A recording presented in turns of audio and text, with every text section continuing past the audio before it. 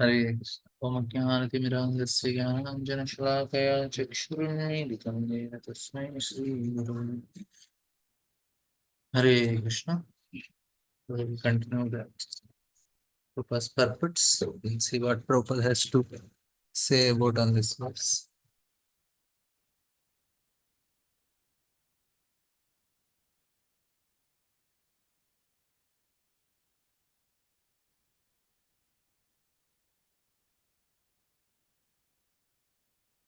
Now here is O Vidra, they reached the hermitage of sage who had just completed his Voba study on the very day foretold by the Lord. That means after 2 3 days. I will see what Prabhupada want to share on this topics.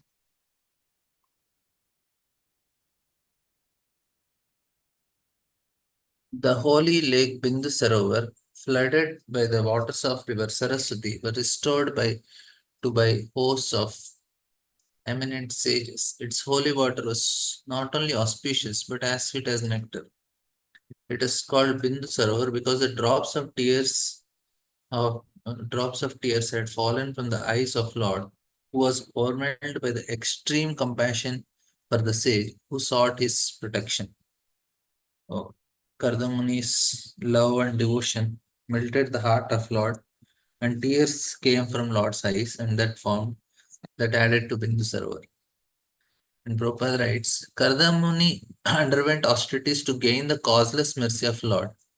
And when the Lord arrived there, he was so compassionate that in pleasure he shed tears, which became Bindu Sarovar. Bindu Sarovar, therefore, is worshipped by great sages and learned scholars because, according to the philosophy of absolute truth, the Lord and the tears from his eyes are non different. How we to understand how Lord and this are non different? Example is given of a sugar. If you add sugar in lemon water, it it becomes sweet.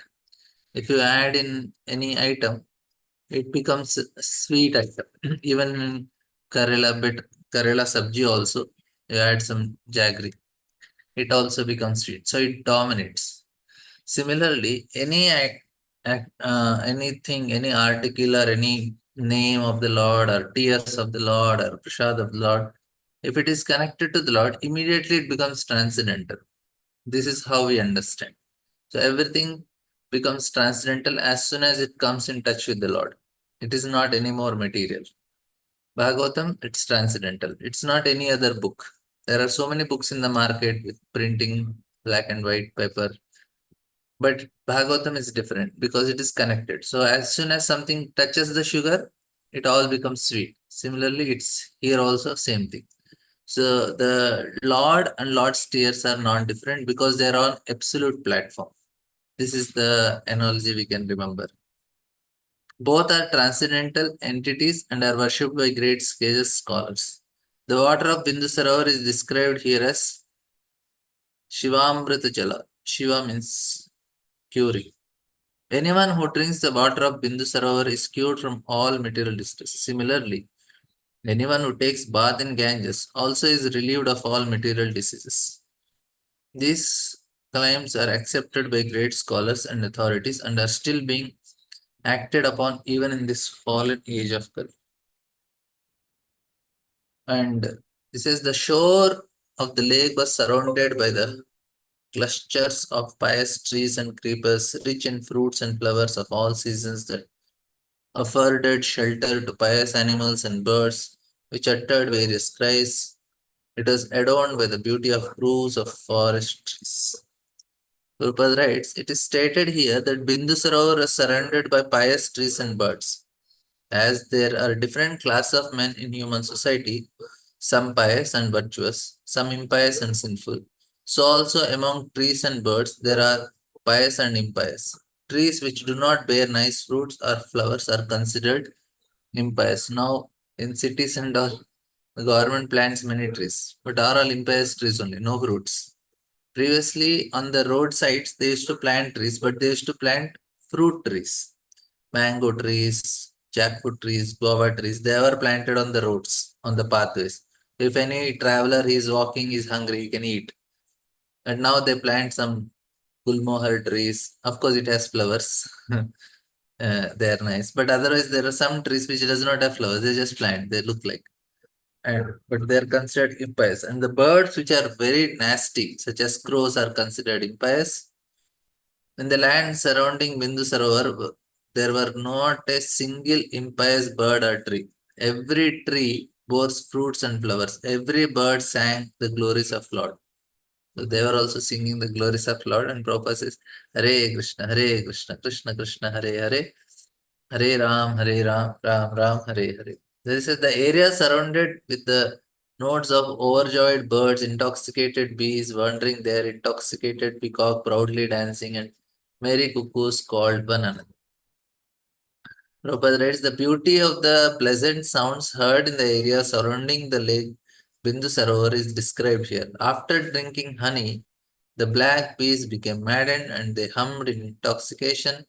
Merry peacocks danced just like actor and actresses, and merry cuckoos called their mates very nicely. This is what happens with animals. Humans also do this. The lake Bindu Sarovar was adored by flowering trees such as Kadamba, Champaka, Ashoka, Kanjara, Bakula, Asana, Kunda, Mandara, Utaja, and young mango trees. The air was filled with the pleasing notes of Karandavaka ducks, palwas, swans, ospreys, waterflogs, cranes, chakravakas, and chakoras. Representing the most of the tree, flowers, fruits, and birds mentioned here are surrounding Bindu Sarovar Lake. English synonyms cannot be found. All the trees mentioned are very pious in that they produce a nice aromatic flowers such as the champaka, kadamba, and bakula. The sweet sounds of the waterflows and cranes made the surrounding area as pleasant as possible and created a very suitable spiritual atmosphere. And it shows surrounded abundant with deers, boars, porcupines, Kavyavas, elephants, baboons, lions, monkeys, mongoose, and musk deers. Proposes musk deers are not found in every forest, but only places like Bindu Sarovar. They are always intoxicated by the aroma of musk secreted from their navels. Sometimes you get somebody selling it in the train, they bring this musk deer's perfume. It's really very heavy perfume. However, the species of cows mentioned herein bear a bunch of hair at the end of their tail. This bunch of hair is used in temple worship for fans. So we have this chamara, that is one. Givers are sometimes called chamari, and they're considered very sacred. In India, there are still gypsies or forest mercantile people who flourish by trading kasturi or musk and the bunch of hair from the chamari. So this chamari, there are always in great demand for the higher class of Hindu population, and such business still goes on in large cities and villages in India. Gauravpad is speaking little economics. Entering the most sacred spot with his daughter and going near the sage, the first monarch, Swayambhu Manu, saw the sage sitting in his hermitage, having just propitiated the sacred fire by pouring oblations into it. His body shone most brilliantly. Though he had engaged in austerities penance for a long time, he was not emaciated, for the Lord has cast his affectionate sidelong glance upon him, and he had also heard the nectar flowing from the moon-like words of the Lord. The sage was tall, his eyes were large, like the petal of lotus, and he had matted locks of hair. He was clad in rags. Swayambhu Manu approached and saw him to be somehow soiled like an unpolished gem. So this is the description of how Kardamuni looks. Prabhupada writes a very huge purport. He says that here are the description of Brahmachari Yogi. In the morning, the first duty of a Brahmachari seeking spiritual elevation is to Hutasana, to offer sacrificial oblations to the Supreme Lord. So for them, they have to put ghee into the fire. So this is a very important ritual they have to perform for people who want to progress spiritually. There is these are the things that are need to be performed for our spiritual elevation. Because we discussed previously, our heart is like a soil. If the soil is fertile and you put grains on it, then they grow. That means if the soil is considered, heart is like ignorant, and you perform any activity, then the grains will grow, the seeds will fructify, and you get fruits out of it. Now, but if the heart, if if it is full of knowledge, then it is considered like fire. And then you put grains into the fire. What will happen to the grains? The grains will burn. So if the heart is ignorant, it is considered soil. If it is in knowledge, it is considered fire. So fire is an indication of knowledge. So when you put grains into the fire, they are burned. That means our activity done as an yajna, it is burning. But if we are doing out of ignorance, we are caught up in this world. Unconsciously, if we are doing, it is an ignorant activity. Consciously, we are doing with proper understanding what is right, what is wrong, and properly doing it, then there is no karma like that. And then this ghee is considered to be the the essence of all the things. Like you have cow from the milk comes, and milk from curd, yogurt, and then it is transformed into butter, and then it is formed into ghee. So this is considered the essence. The Similarly, the essence of us that is offered in the fire, right? Now, similarly, the essence of us is our devotional part. So we need to offer the devotion part to the Lord. So every day we are offering it. Raising early morning and performing these oblations is the most important service. Now for us, we need not do that. We have to do Hare Krishna Mahamantra. Those engaged in brahmacharya cannot sleep until 7 or 9 o'clock in the morning. They must rise early in the morning, at least 1.5 hours before the sun rises, and offer oblations, or in this age, they must chant the holy name of Lord. So this is what we have to do. We just have to chant Hare Krishna. As referred by the Lord Chaitanya, Kalo nasteva nasteva nasteva gatiran. There is no other alternative, no other alternative, no other alternative in this age to the chanting the holy name of Lord. The brahmachari must rise early in the morning and after bathing should chant the holy name. From the very features of the sage, it appeared that he had undergone great austerities. This is a sign of one observing brahmacharya, the vow of celibacy. Anybody who is practicing this celibacy, they gain power. Even the demons also, they do tapasya, na? They also perform great tapasya. Only thing is the motivation is different, but both of them are going to get results. One may get material results, one will get spiritual results. And both will gain power. One will get material power, one will get spiritual power. Austerity always pays, either material or spiritual. If somebody want to get into a big institution, college, or you want to get a big job, if he performs, he prepares very nicely, studies nicely, properly research and all, then he is very likely to get. That means he has performed the austerities to enter into that college. Similarly, that is also tapasya. And Hiranyakashipu, Ravana doing is also tapasya, but their motivation is wrong. That's all. But payment is there. There is no. Yeah. Celibacy also means mentally also celibacy. They are very strict. They don't even get a thought also. That's why what happens now, you go higher in the Himalayan regions, the air itself is like that. There is so much sattva in it that you don't get any passionate thoughts. The lust and all is because of passion. But you go higher and higher, the Himalayas, any of these demons or anybody who want to do tapasyas, they go to Himalaya because the environment is very suitable. Mind does not distract because there is no passion. It's all sattva. Then it is very easy for them to meditate. and they don't even get thought. In the previous ages, nowadays, why it is not possible? Because mind is very restless. Previous ages, people's mind was very controlled. They don't even get thought. Even demons also don't get thought. What to speak of? They their whole motivation is wrong, but they also maintain that because they know they need to get some power. So this is the method. Anywhere austerity, hard work is very important.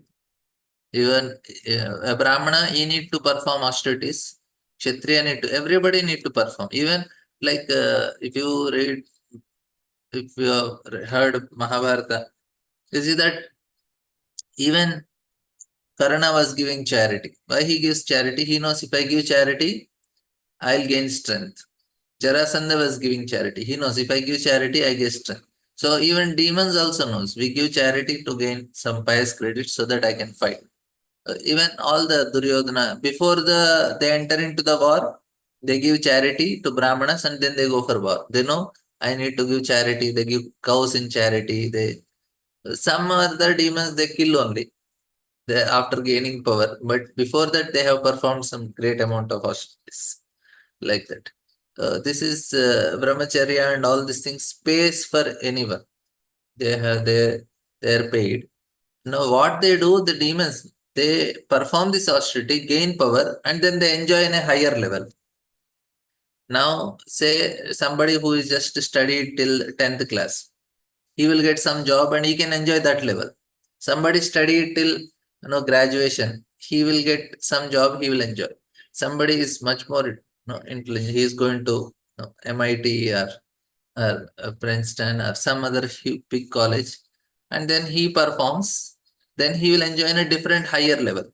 Similarly, here also, the demons they also perform austerities at different levels to enjoy in a higher level. If you want to enjoy in a heavenly level, you have to perform austerities, 10,000 years tapasya finish.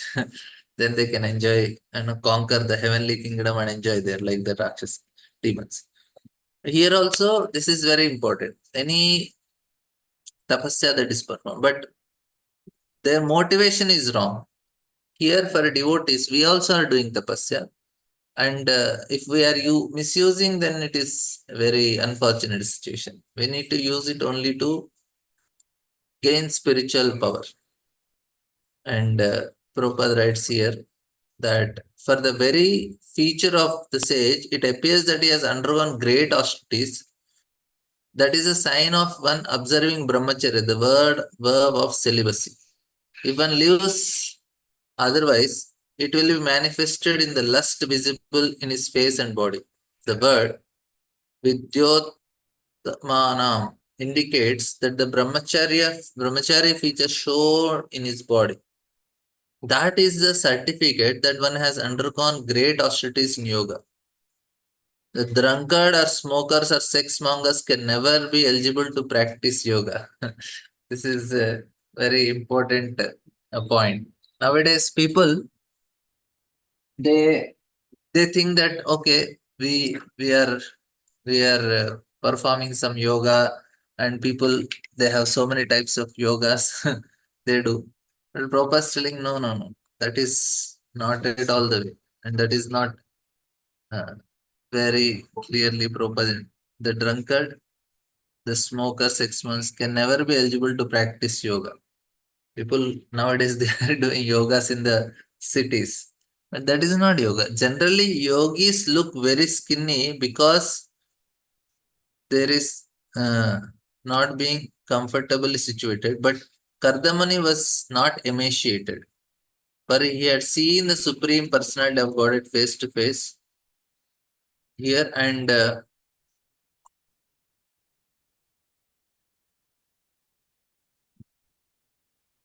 here the word Snigdhapangavalokanat means that he was fortunate enough to see the Lord face to face. He looked healthy because he had directly received the nectarian sounds, vibrations from the lips of the personality of Godhead. Similarly, one who hears the transcendental sound vibration of holy name, Hare Krishna, Hare Krishna, Krishna Krishna, Hare Hare, Hare Ram, Ram Ram, Hare. Proper eyes, he also improves in health. If somebody has health issues, they can very sincerely chant. What happens is the diseases they starts from the mind, psychosomatic diseases. Like if you go for homeopathy, they cure all the diseases in the mind only. That's why the medicines are very small. They're just a few drops of. Actually, they just put few drops of medicine in that pills and then they shake and give. Say, "Hey, take it." They are not giving medicine to the body. They are giving medicine to mind because they say medicines, the diseases are in mind. Now, when we chant, our mind becomes healthy and then we become healthy. Many of the Prabhupada writes also, many of them, these boys and girls, they came to Krishna conscious, they became very healthy. They became very bright and happy. And this compliment you can hear from many. Hare you Hare Krishna peoples, you always look very happy. That is a sign of healthy mind. Body becomes healthy. You are always blissful, happy, nothing to worry much. And proper rights here also. We have actually seen that many brahmacharis and grahasthas connected with the International Society for Krishna Conscious have improved in health and luster has come in their face. It is essential that brahmachari engage in spiritual advancement, look very healthy and lustrous. Prabhupada is giving the standard. The comparison of the sage to an unpolished gem is very appropriate. Even if a gem just taken from a mine looks unpolished, the luster of gem cannot be stopped. Similarly, although Kardamuni was not properly dressed and his body was not properly clean, his overall appearance was like gem-like. Seeing the monarch had come to the hermitage and was bowing before him, the sage greeted him with benedictions and received him with due honor. Prabhupada writes, Emperor Swayambhu Manu not only approached the cottage of dried leaves possessed by hermit Karamadhama, but also offered respectful obeisances upon unto him. Similarly, it was the duty of the hermitage to offer blessings to the king who used to approach his hermitage in the jungle. Everybody is doing. What happens is by doing their austerities, they gain power in their words. If they say something, it comes true. Now they have to utilize it properly. And what they utilize? They utilize in giving good blessings to the people who come and offer obeisances. They say, okay, let you be prosperous, you protect your citizens. When they speak and it becomes true, that is the power they have gained. That's why we need blessings. Anybody, the curse also works like that only for them. If they speak anything wrong, also it works because the power is not in the physical strength. Their power is in their word now. For a Kshatriya, their power is in their mm, physical strength. But for Brahmana, it is in the word. So the austerities give strength. I told him. You want a physical level or a mental level or spiritual level. You get all three levels strength. For us, Kali Yuga, there is no strength. If you go to some museums here, Salaji museums and the museum, there are some swords. They are so heavy, you know, more than 20 kgs like that. I know they used to hold it, and with them they used to fight also, and they used to kill enemies. I said, how can they lift such much? After 5 minutes, our hand will start paining. That means they are physically very strong. The and but to speak of the people of previous ages, this is just 300-400 years back. Or to speak of people of previous ages, they are whole day they are fighting. If you see the Kurukshetra battle, sunrise to sunset, continuous fighting only. And there's not killing one, two people, thousands of people they are killing. So that means what a strength they had. And mental strength also they had. It also needs mental strength. If you they are able to bear so much, no eating, no sleeping, no drinking, they are able to maintain. This is all because of mental strength. And spiritual strength, anyway, it is there. But Kali Yuga, all three are weak. You don't have mental, physical. Then what to do? Chant Hare Krishna. That is the only hope for us. Hare Nama, Hare Nama, Hare Nama. After receiving the sage's attention, the king sat down and was silent, recalling the instructions of the Lord. Kardama then spoke to the king as follows, delighting him with his sweet accent.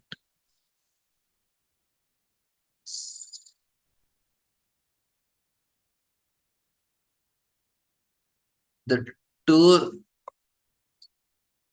you have undertaken, O Lord, is surely intended to protect the virtuous and kill the demons, since you embody the protection energy of Sri Hari. So Kardamuni is glorifying the king who has approached. So anybody who approaches us, first thing we should do is we should appreciate whatever good qualities they have. This is an etiquette.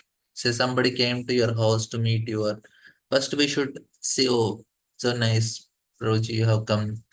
You do some nice sadhana, you read nicely, whatever something you know good about them, you are meeting.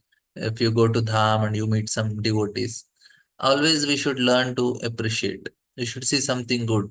Oh, bro, you came, you are so, you came to the Dham, so you have so much attachment to Dham, so you regularly come, or whatever. Even if not there, also you appreciate, not a problem. But that is very important. What happens is when we start looking for good, we are associating with that good. In that way, we also develop good qualities. Whatever we are is based on our association only. We are what is our association. So that is the what Krishna tells in Bhagavad Gita. Who we are is our association. Now, if we are associating with the negative qualities of a person, if I am finding faults in anybody, then this person is like this person is like this, neighbor is like this, mother in like this, daughter in like this, husband, children, everybody I am looking at fault, I am associating with their negatives. Karanam guna sangasya. Krishna sadasat yoni janmashu. Because of our sangha, we are entering into different yonis, different life species. Now, what we do, we associate with the good of people. We always try to look whatever is best in that person. In that way, we are getting good association and which will help us to progress more and more and more. So if I look, oh, such a nice devotee, that means what will happen? I will become nice devotee. That is the advantage. If we want to see, array, this person has this problem, that person has problem. I am only associating with problems. They will all manifest in me in due course of time. If I am saying, oh, he's envious, he's envious, he's envious, that means what? Very soon there is so much already it is there. We are manifesting. If we have bad qualities, we look bad qualities in others. If we have good qualities, we can see good qualities in others. Unless we are authority for them, like our children are there, we have to look negative in them so that to help them.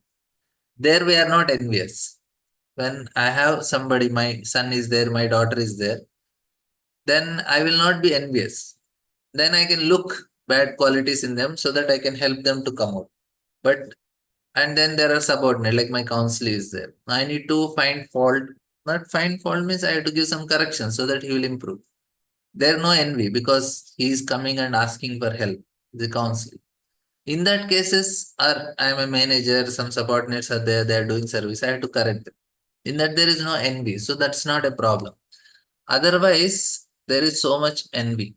So we should not do any corrections. We should just appreciate, Radhe Radhe kaho, and then be happy, let them be happy.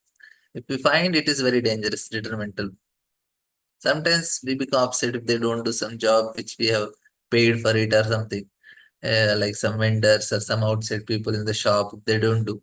We have to we have to express our anger, but we should not become envious and we should not curse like that. Here it appears from many Vedic literatures, especially histories like Srimad Bhagavatam and the Puranas, that the pious kings of old used to tour the kingdom in order to give protection to the pious citizens and to chastise or kill the impious. Sometimes they used to kill animals in the forest to practice the killing art because without such practice they would not be able to kill the undesirable elements. Kshatriyas are allowed to commit violence in that way because that means they can eat non-veg also.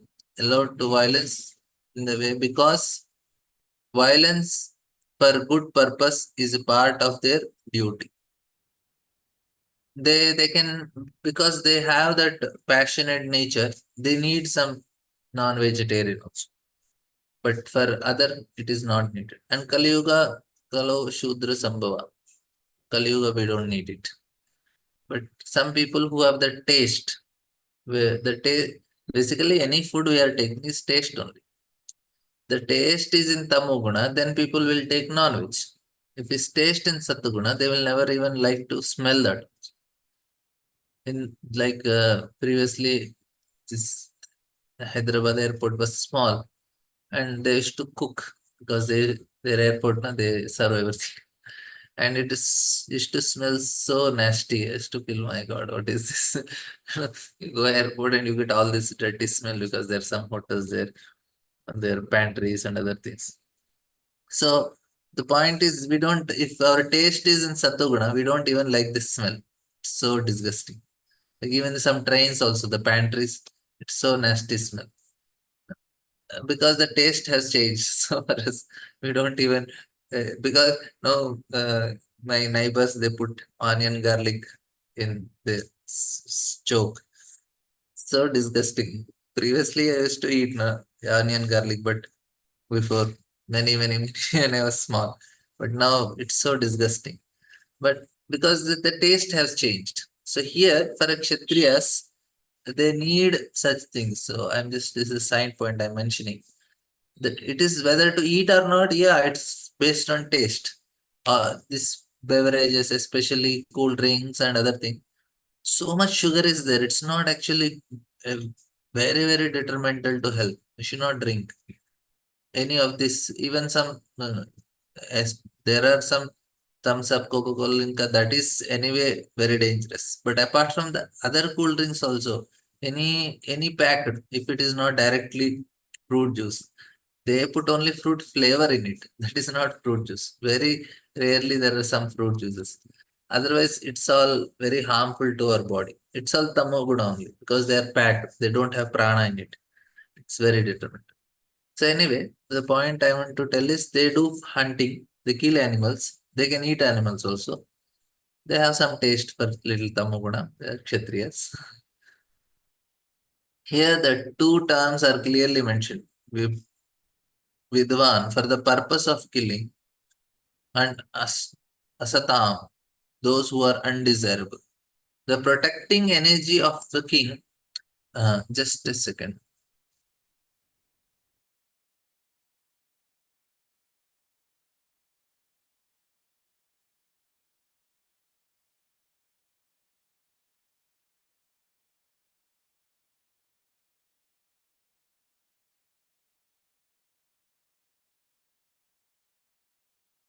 Here, the protecting energy of the king is supposed to be the energy of Supreme Lord.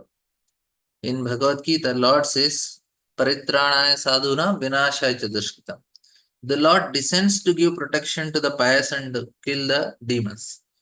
The potency, therefore, to give protection to the pious and kill the demons is undesirable, is directly, and undesirables or demons are undesirable, is directly energy of Supreme Lord. And the king or the chief executive of the state is supposed to purpose such energies. In this age, it is very difficult to find such a head of state who is expert in killing the undesirables. Modern state heads sit very nicely in their palaces and try without reason to kill innocent persons. That is, now modern kings, now they are more Vaishyas, they are not Kshatriyas. And the big business tycoons, like we have multinational companies and all, the heads are there like Kshatriyas. They are not Vaishyas. Politicians are more Vaishyas. Why? They, now if you take the present prime minister, they are not Kshatriyas, they are Vaishyas. They don't fight on the battlefield. They don't have that power to fight. They are only expanding economically. They want to bring the country, and no, they cannot protect the Dharma. That's why. Kshatriyas can protect Dharma. What these Vaishyas politicians do, they try to appease the people by giving them nice facilities and all so that they can just maintain in power. They are not bothered whether the citizens are following regulative principles. Who cares? No politician care. Instead, before electing, what they do, they provide non-veg and alcohol to all the people for voting. All parties does the same thing. They, Arey, you are supposed to protect dharma. You should make people not to eat non-veg, not to drink. That you only make them drink and eat, and then you come to power. So, what type of dharma they are protecting? They are not kshatriyas, they are vaishyas. They want to make money. They themselves want to make money, and they want to make people also to make money. They say, "You be rich, I be rich. We'll all enjoy." This is the present state. And whereas these multinational companies, they are having more qualities of kshatriyas. They want to expand. They want to take over one company after another company. So this is all present scenario here. You that means they don't have the potency of the Lord.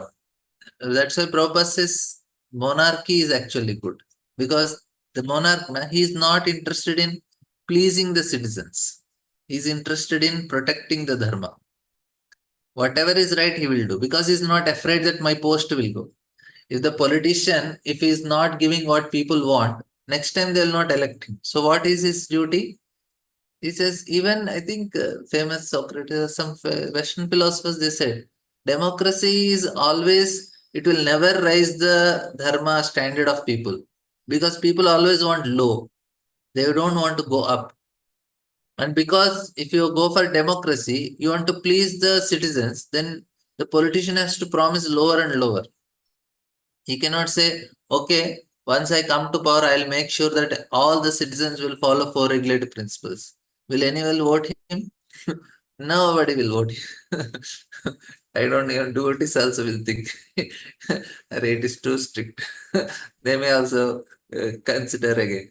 So the point is that is because the mentality is to go low. But if there is a monarch, he's not bothered with votes because he's already king.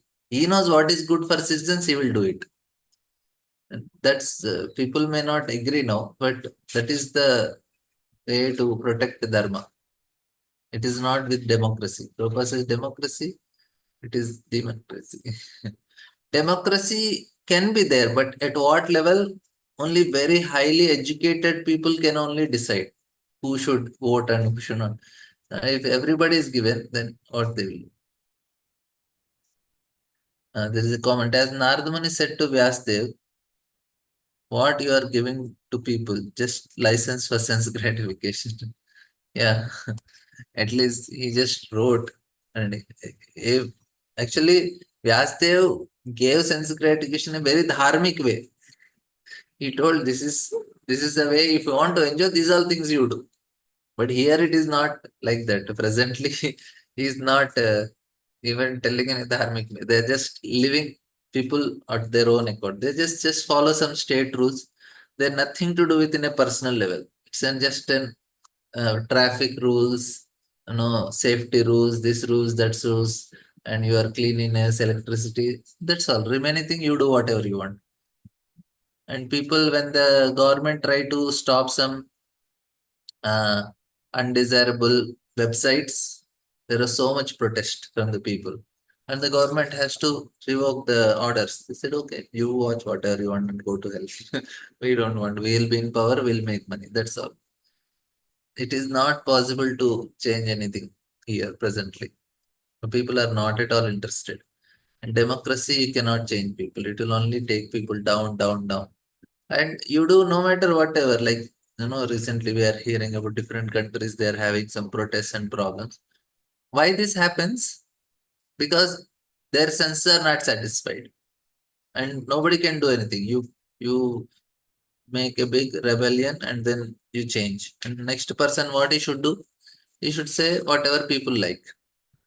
Whether it is good for them, it does not matter. They want this nonsense, let it happen. The sage Kardama was a Brahmana. Yeah, here. The Translation: you assume with necessary the part of the sun god, the moon god, Agni, the god of fire, Indra, the lord of paradise, Vayu, the wind god, Yama, the god of punishment, Dharma, the god of piety, Varuna, the god presiding over waters.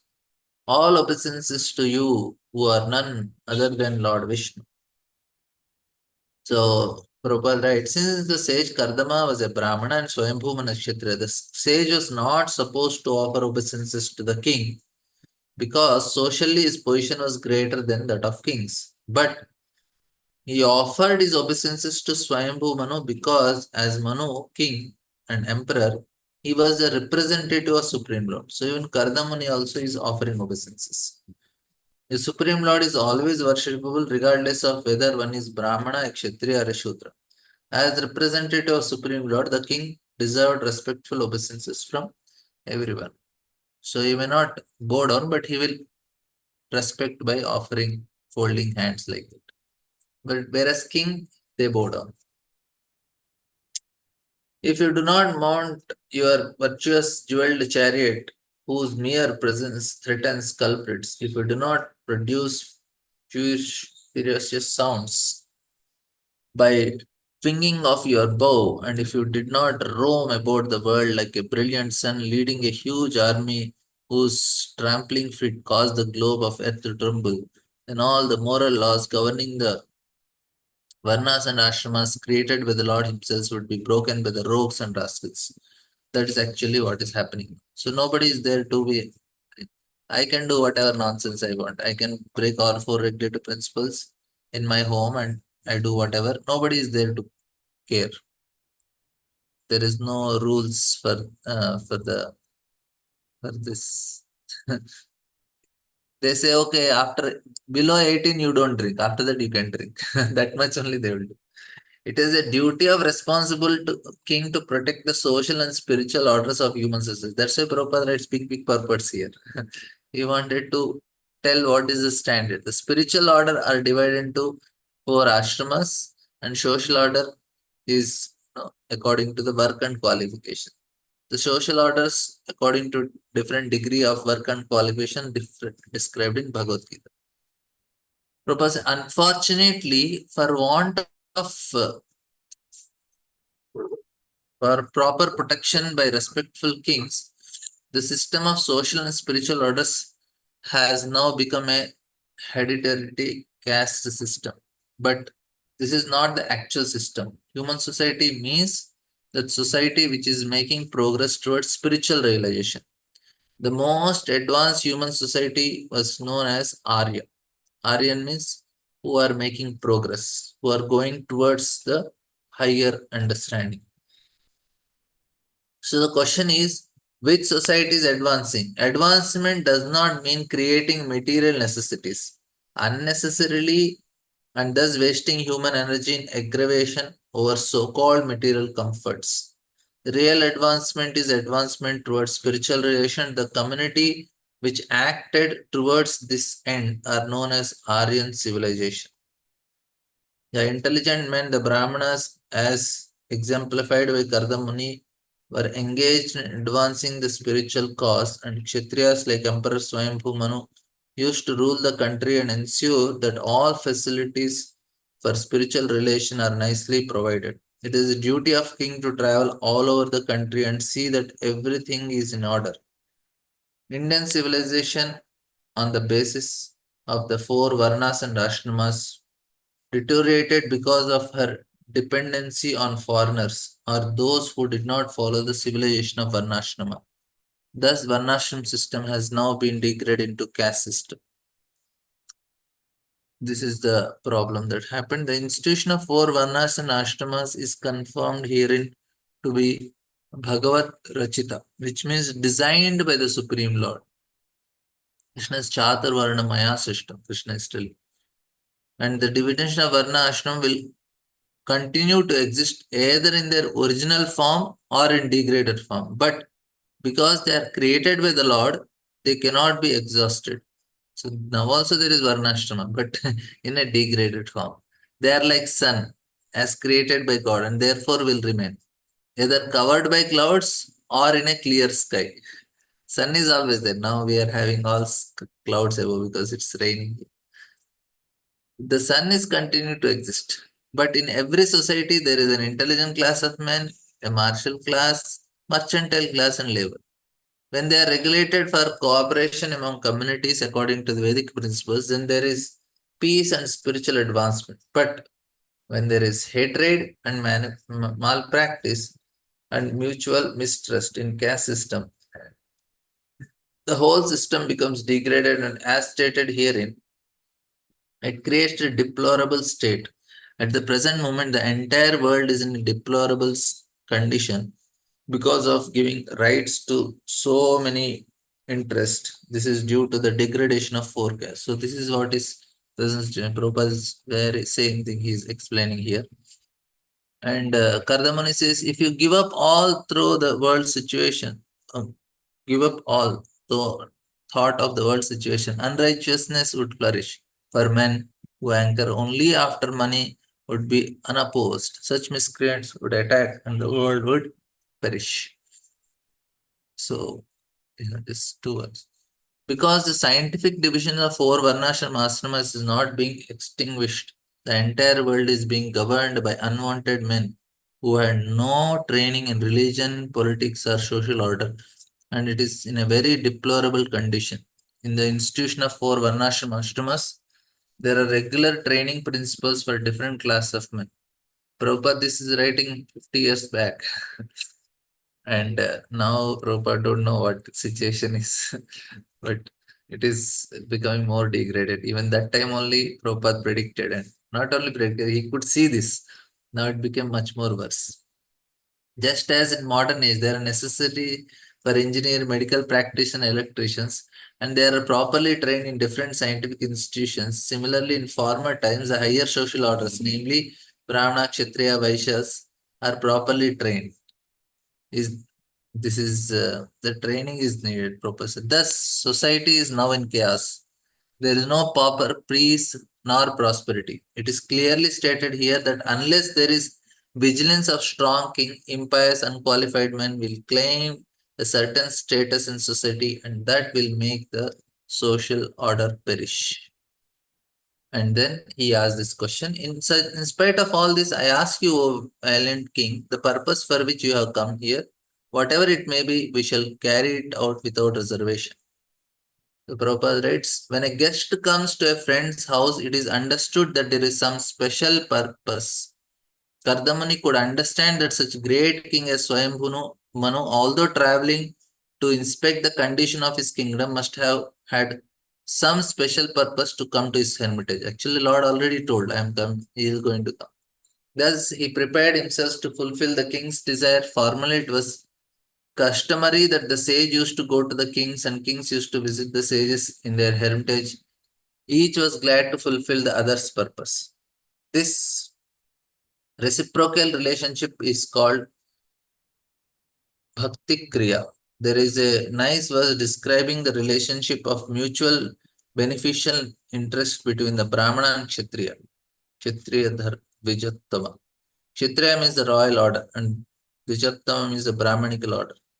The two were meant for mutual interest. The royal order would give protection to the Brahmanas for the cultivation of spiritual advancement in society, and Brahmanas would give the valuable instructions to the royal order on how the state and citizens can gradually be elevated in spiritual perfection. Thus, in the Bhaktivinoda purport of the third canto, 21st chapter. There is a question in chat box. Proji, we are not in Kali Yuga, we are in Sandhi of two yugas. Then why this much of scarcity of resources? Then what about when Kali Yuga starts? Yeah, when Kali Yuga starts, things are much more worse. So before it starts, let us go back to spiritual world. So the beginning now, I heard this also we heard. Now Kali is making things little more fast forward because Chaitanya Mahaprabhu's movement is there. It is afraid everybody takes to it, then it does not have any much chance. Otherwise, so many things which are predicted should happen. much long. They're happening now only.